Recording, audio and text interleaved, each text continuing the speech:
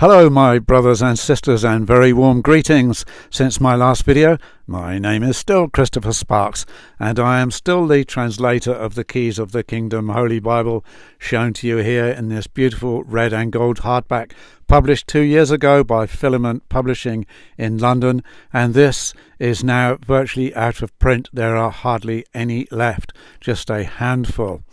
And it is being reprinted in a new leather edition, which, God willing, will be with us next month. There are 2 new appendices, 1,200 new footnotes.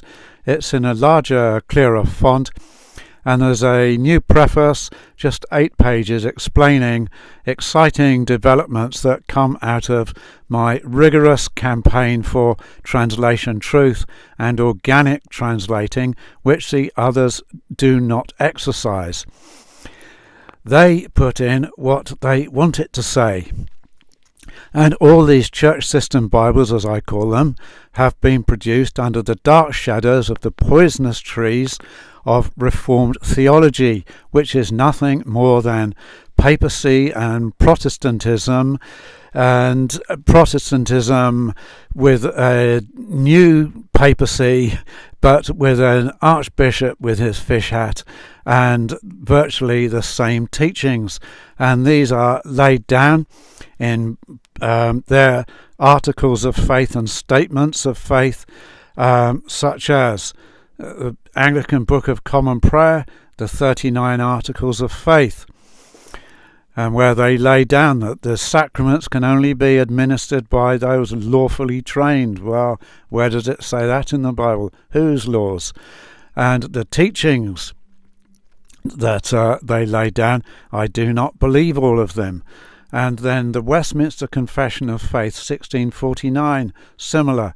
These books are bullying and boring and in ugly writing.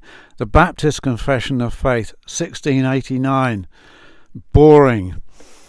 Where are we now? 2024. I'd say the early 90s. I wrote to some Baptist organisation for some details of their training, and when I got it back, I just thought it was really for the religion of the flesh, and it repulsed me. And then there's this book, The Free Church of Scotland, Confession of Faith and Subordinate Standards, 1851. This is quite a long book. Also boring. Of course, not everything in them is wrong, but the whole tone of them is wrong. So, did Jesus see Satan falling out of the sky or out of heaven? Now, first of all, we have to say, who is Jesus? Because this alleged teaching of evangelicalism is that there was a battle in the heavens, and this Lucifer character managed to coerce some other angels of God into rebelling against God and worship him, and so God kicked them out. And this had to be before the beginning of time, because this same Lucifer allegedly is the one who appeared in Eden. So it has to be before the beginning of the biblical scheme. Well, was Jesus alive then? Matthew chapter 1 verse 1 begins the genealogy of Jesus, the genesis of Jesus, and it shows him as a descendant of King David. And Galatians chapter 4 verse 4 says he was born of a woman, born under law. And Deuteronomy 18:15 says, I will raise up a prophet from among you. Well, and the New Testament shows this as being fulfilled in Jesus. So if he will raise up a prophet, he was not already in existence. Of course, they have tried to fiddle this in the Reformed Theology Bibles, by which I mean all of them, in passages such as John chapter 1 verses 1 to 3, where they, without any legitimacy, capitalized the word, which is logos in Greek, to try and make out it's Jesus. And then in verse 3 of John 1, they say all things were created by him or through him. Well, this is a straight translation fraud. The word they translated as were made is egeneto. And egeneto means has come to pass, has arisen. And it is singular, active, aorist, stative, intransitive. In grammatical terms, it doesn't matter if you don't know what those mean. But they have translated it were made, which is plural, imperfect, passive, dynamic, transitive. So 0 out of 5 for the translation, and then lose another mark because it doesn't mean were made. So 0 out of 6, and then it spoils John's prologue, which is a testimony that everything in his gospel has arisen through the word of God. So they spoil John's testimony. So 0 out of 7 for one word. Then they've also tried to make out that Jesus is Elohim the Creator, which is a lie. So 0 out of 8 just for one word. Jesus was born of Mary, born of a woman, born under law. Galatians chapter 4, verse 4, and it says of John the Baptist, he was born of a woman. So Jesus was not around when this alleged event happened. And that alleged event described at length in John Milton's Paradise Lost. Jesus was not around before the beginning of time. He was not around until he was born of Mary. And so this pre-existence, I mean, it's a stupid word, isn't it, the pre-existence of Jesus? Because pre-existence means you existed before you existed. Right, so that's question 1, who is Jesus? Right. Question 2, who is Satan? Well, we must look at the translation here. I saw Satan fall like lightning. Is Satan with a capital S the correct translation? Well, the word they translate as Satan comes from a Hebrew word, Satan, and a Greek word, also Satan. There's another Greek word, satanas. They all mean the same, an enemy, adversary, opponent. So is this Satan with a capital S, transliterating it, a good idea? Well, in 1 Chronicles 21:1, it says, an adversary stood up against Israel and provoked David to number Israel. Some adversary. Then 2 Samuel 24:1, the anger of Yahweh burned against Israel, and he caused David to be moved against them to say, go and number Israel and Judah. So in the 1 Chronicles passage, the parallel passage, it says an adversary stood up, and in 2 Samuel it says it was Yahweh.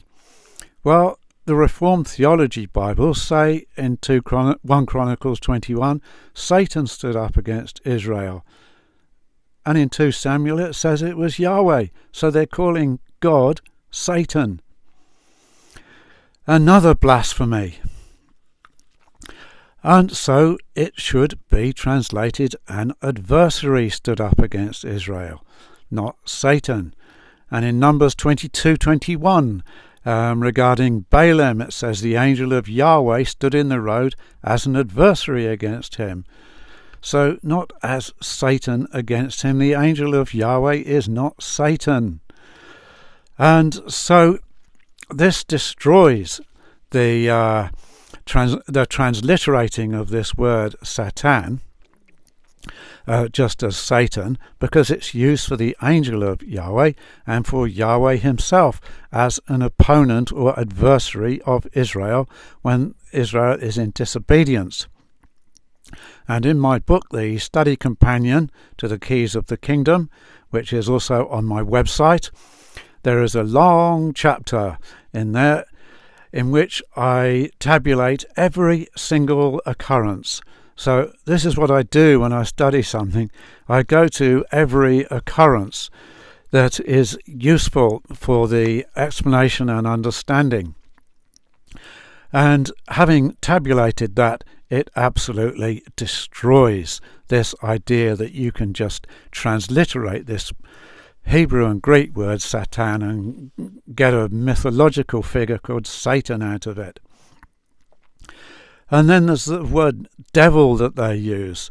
In 1 Peter 5:8, Peter says, "Be vigilant, your adversary, the false accuser, like a lion roaring, roams around, searching for someone he can devour."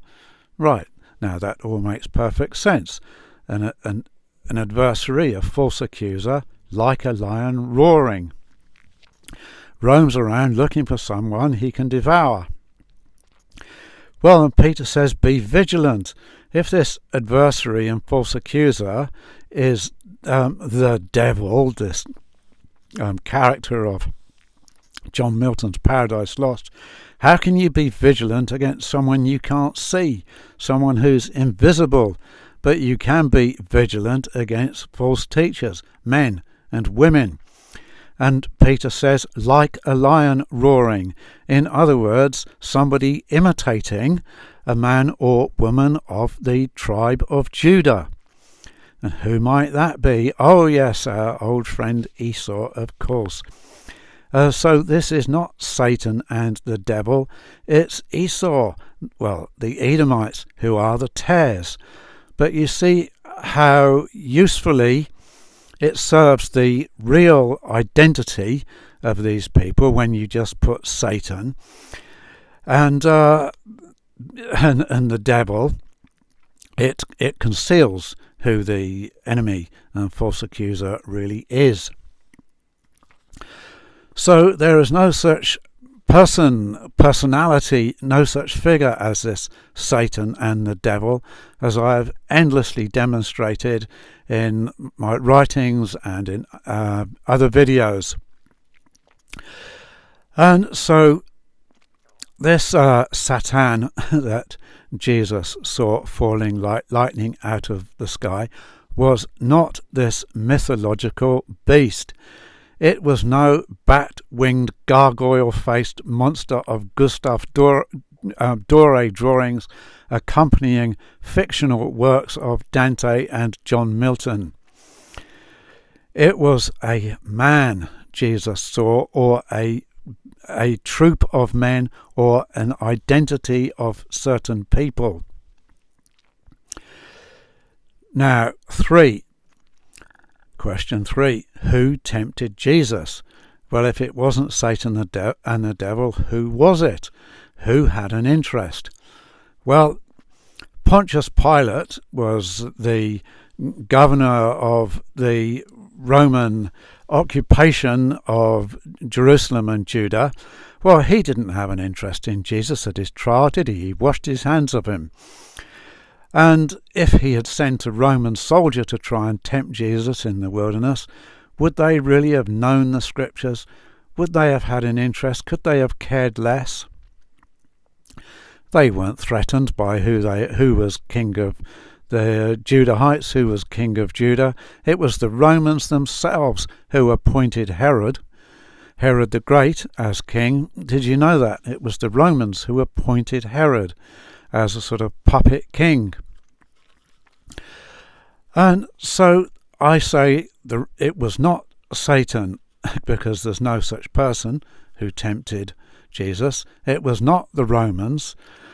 Some people make a quite reasonable and intelligent case of saying this is wrestlings inside Jesus' own mind, but it's not written like that, and it doesn't say that. And it says that this enemy left him until another opportune time. So I dismiss that idea. And this tempter, whoever it was, took him to the pinnacle of the temple and said, all the kingdoms of this world I can give you if you fall down and worship me. So that wouldn't have been himself. I suppose you could argue that if he took on the form of a king rather than a servant, took on the form of the Son of God, perhaps he could have bullied his way in through some political manoeuvrings and what shall we say, riot, revolutions, takeovers. But it all doesn't make sense. But there was somebody who had an interest in tempting Jesus to fail in his mission. Now, who was that? Who was it who heard that a child had been born to be king of Judah, king of the Judahites, and so killed some children? He had an interest in destroying the mission of Jesus. And he also, his successor, Herod Antipas, sent agents to bribe Judas. And I've long disregarded that silly phrase, Satan entered Judas, which they've got in the Reformed theology Bibles, Satan entered Judas. Ridiculous. It should be an enemy went into Judas or went to Judas. And this verb, eischermai, which is used when the disciples went in to see Lydia in the book of Acts. Eischermai. I did a video about this. Herod sent agents from the Sanhedrin to try and bribe Judas, and it worked. So the Herod dynasty and the Edomite priesthood, the Sanhedrin, Jesus was constantly warning about these people to beware of their leaven, and also saying that he would be killed. And they killed Herod killed John the Baptist. These were the enemy. And so I suggest that Herod, I don't think he would have gone out into the wilderness to tempt Jesus. I don't think he would have bothered. And I suggest he sent an agent from his Edomite priesthood to who would have known the scriptures and known how to cunningly and cleverly try to get alongside Jesus, and said, God, you're hungry, why don't you could just turn these stones to bread. And let's go and have a look at the top of the temple, and then I could give you all the kingdoms of this world if you bow down and worship me. Of course, speaking for Herod. That, I suggest, is who was sent to tempt Jesus. I might be wrong, but that is my suggestion. But it was certainly no bat-winged gargoyled face of a Gustave Doré drawing accompanying the fictional works of John Milton and Italian poet Dante. Now, 4. Who was the enemy of Jesus and his disciples in his lifetime? Because I've dismissed for the translation that Jesus saw Satan, but it must be he saw an adversary falling out of the sky like lightning. And so if it was an adversary, an enemy, who were his enemy? Well, he was, as I said just now, he was constantly warning that who killed the children, who killed John, who killed Jesus. Who did Jesus constantly denounce and say to beware of? The tares, the bad fig that he cursed, the bad fig tree. There were good figs and bad figs, the wheat and the tares, all one and the same. Those such as Nathaniel, who was a true Israelite in whom there is no guile, a true Israelite. And then, so he was wheat. On the other hand, the tares, those of Edom, who moved in when Judah got taken captive by Babylon. So the enemy of Jesus was Herod and his Edomite priesthood. And this is who Jesus denounced in Matthew 23. Now, I'm not saying all the priesthood were Edomites, because some of them later turned to Christ, quite a number of them, and Nicodemus went to see him. Well, an Edomite priest would not have done that in such a matter of integrity. But those whom Jesus denounced in Matthew 23, the scribes and the Pharisees, He said they sit in Moses' seat. In other words, they've nicked the seat of Moses and shouldn't be there. And in the Reformed Theology Bibles, it has Jesus say, whatever they tell you to do, do it. But this is a terrible translation. It should be, whatever they tell you to do, you are doing it. In other words, don't. Now, the word they've translated in the command, imperative, do, is from the Greek poieo, and it's the same in the imperative as it is in the indicative. So the imperative is do it. The indicative is you do it. You are doing. And they chose to translate it as do. Well, of course, if it said whatever they tell you to do, you are doing it, and it implies that they were silly fools for obeying the priesthood, how would that affect the priests of Christendom? It wouldn't do them much good, would it? How could Jesus be telling the people to put into practice the things that the priests were telling them, when on the other hand he was saying they were fit for the fire of Gehenna, the valley of Hinnom, fit to be chucked on the city's rubbish dump like convicted and hanged criminals? So, the enemy of Jesus was Herod and his Edomite priesthood, those who in the end sentenced him to death. Right, now Jesus said, I saw. Well, what does saw mean? What else could it mean other than just saw? Well, the Greek word theoreo, Strong's G2334, has in Thayer's Greek lexicon to view mentally, consider, see, perceive with the eyes, discern, descry, ascertain or find out by seeing.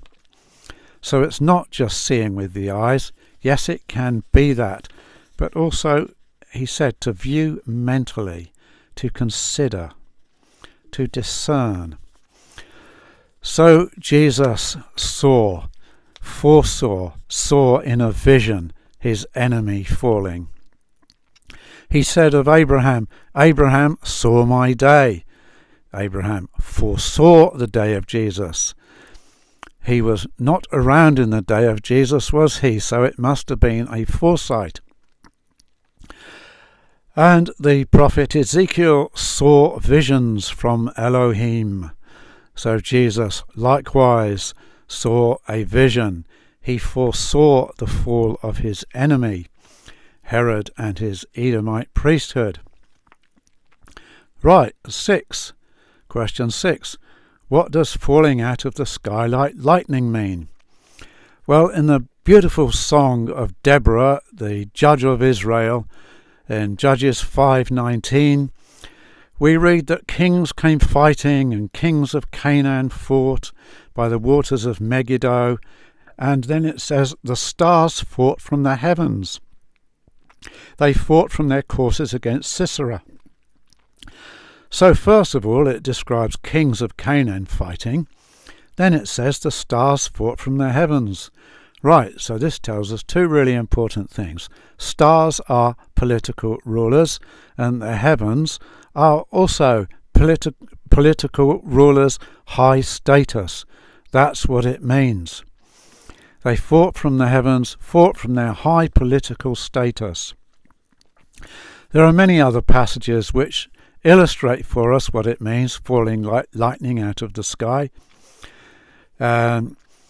Isaiah 14 verse 16, in Isaiah's ode to the king of Babylon, whom I presume to be Nimrod, down to the grave goes your pomp to the sound of your harps.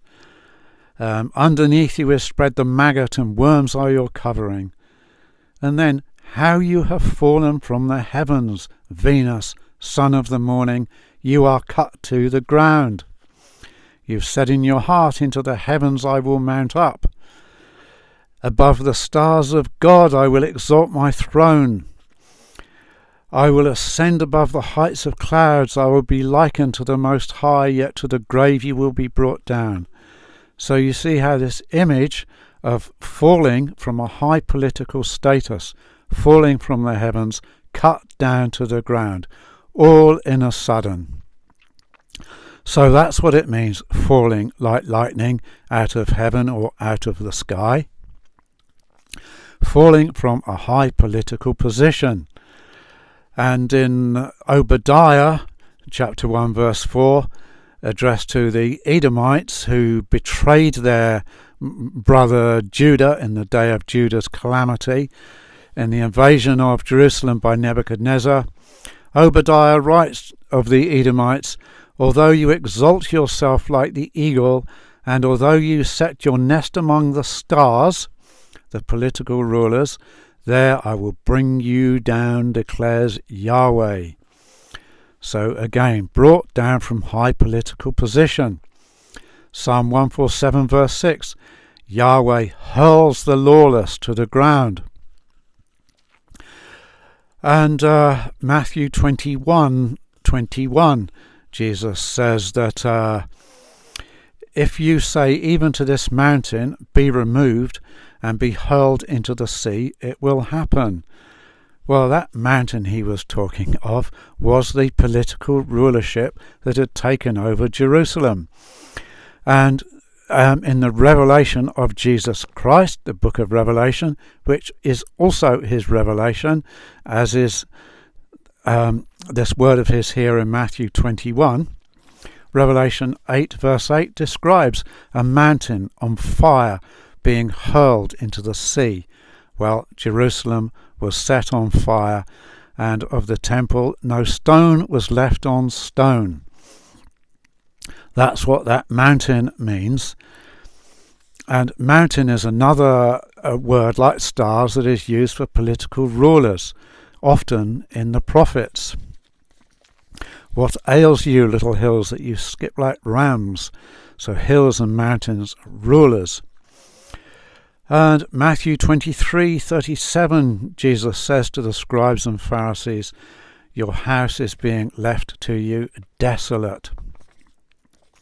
So all the time Jesus is foreseeing this destruction of his enemy, the Herod and his Edomite priesthood, the tares, who are the serpent, the dragon, the false accuser, and the adversary. Matthew 24:29, Jesus describes, after the tribulation of those days the sun will be darkened, and the moon will not give its lustre, and the stars will fall from the sky, and the powers of the heavens will be shaken. So again, stars will fall from the sky. I saw the enemy falling like lightning from the sky. It's exactly the same as Matthew 24:29. The stars will fall from the sky. And it's about the mountains, the stars, the political rulers. Revelation 9:1.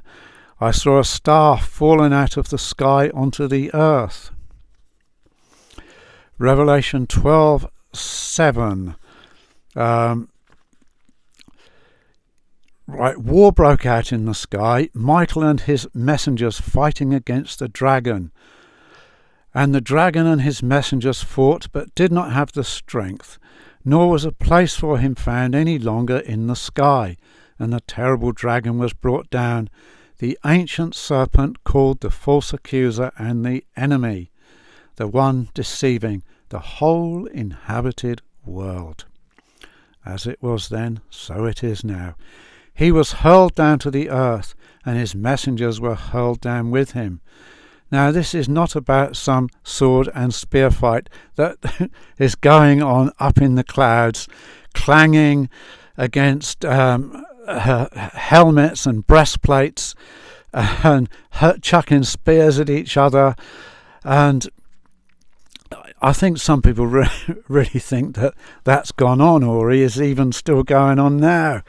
But this is just metaphorical language for war between Michael, so fighting on our behalf against the dragon. And the dragon is also called in verse 9 the ancient serpent, called the false accuser and the enemy. They are all one and the same. And in Revelation 20, all four are listed together again.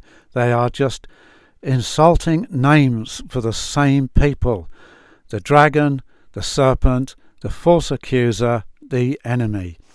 And also in Isaiah 27, described as Leviathan, the ancient serpent, and the crocodile, all one and the same people. Hurled down to the earth. He was hurled down to the earth, and his messengers were with him were hurled down. This is what Jesus said he saw. He foresaw it in vision. He knew it was happening. Right. Question 7. What does it mean, the sky or the heaven? Jesus saw the enemy falling like lightning out of the sky or out of heaven. Well, again, this heaven is used similarly to the word stars and the word mountains, rulers. Genesis 2:4, the genealogy of the heavens and the earth. The rulers and those ruled. Genealogy of stars, genealogy of the heavens and the earth. Clouds and soil do not have children. And Genesis has several lists of genealogies, including Ishmael's. So Isaiah chapter 1 verse 2, Hear, O heavens, hear, O earth. Clouds and soil do not have hearing capabilities, although I'm sure some tree hugger will probably tell me that they do. But in Isaiah chapter 1 verse 10, it then, having said in verse 2, Hear, O heavens, hear, O earth, verse 10 then describes this as those ruling and those ruled. And Revelation 21:1, I saw a new heavens and a new earth, new rulers and new people being ruled. So, 8. In conclusion, what Jesus said, I saw the enemy falling like lightning out of the sky. The actual word order, I saw the enemy like lightning out of the sky falling. That's how it's worded. So like lightning, because it's going to come suddenly, swiftly. They will be hurled down. The enemy, the dragon, Leviathan, crocodile, serpent, false accuser, and enemy. Jesus foresaw the destruction of Jerusalem and the temple, constantly spoke about it, and as he did his own death. So he foresaw the end of Herod and the Edomite priesthood and the sacrificing of animals after his death, which was a wicked thing to do. The curtain temple was torn, remember, the end of the sacrificial system, because Jesus was that final spotless lamb. So, well, who is this dragon, serpent, false accuser, enemy, crocodile, Leviathan? Well, it's described, isn't it, in Revelation 2:9 and 3:9. Those who say that they are of Judah and they're not, and they're lying. So Jesus foresaw the end of the political and religious rulers of Judah by Herod and his evil gang. He saw them falling from power suddenly, brought down as swift as lightning from their high political position, as quick as lightning falls from the sky, fizzing down. This is what Jesus saw. And so, we know that Revelation 20 describes a short season. when the enemy is loosed again. Now, Revelation 12 ends in describing those who have the seal of God, that is the woman, that is Israel, the house of Jacob, being led out of the torments and into a wilderness where she is nourished, away from the face of the serpent. So our ancestors built the Christian nations of Europe, built a new kingdom, and Jesus said to the disciples, I assign to you a kingdom. And within a 10-mile circumference of here, where I am, I counted on a map 8 days ago, where a large-scale map where it showed churches, and others where I knew there were churches that weren't shown, and then other places I googled, and I counted up to 80 within 10 miles each way from here. 80. And so this is what our Saxon and Celtic forebears did. Now, I know those places aren't proclaiming the kingdom and teaching the new covenant of Israel and Judah. They've got another gospel, that of Jew and Gentile. But that's not my point. The point is this planting in a new wilderness which they made their own, but and away from the face of the serpent. But we know in the little season described in Revelation 20 that they arise again. And Roth's own child created the banking empire and big corporations and mass media, mass culture, mass fashion, and mass pharmaceuticals, and not particularly healthy foods, processed foods. And so we get all kinds of diseases and weaknesses and sicknesses, so they can sell more of their pharmaceuticals to make us even more ill. This is all the work of the serpent, the dragon, the crocodile, Leviathan, the false accuser, and the enemy. And we know in the end they will be defeated, because it says in Revelation 20 that fire will come out of the sky and devour them. And then there's a judgment and a lake of fire. This lake of fire, this is their time of trouble. Right now we are in Jeremiah chapter 30 verses 6 and 7. Verse 7 describes the time of Jacob's trouble. Verse 6 describes men pretending they are pregnant and pale with fear. This is the time we are in, and everything woke has been set. It is against us, and they are using immigration and multiculturalism and many other means as a battering ram against us. But their end is written, and their time of trouble is coming, and their time of trouble is called the lake of fire. This is trial.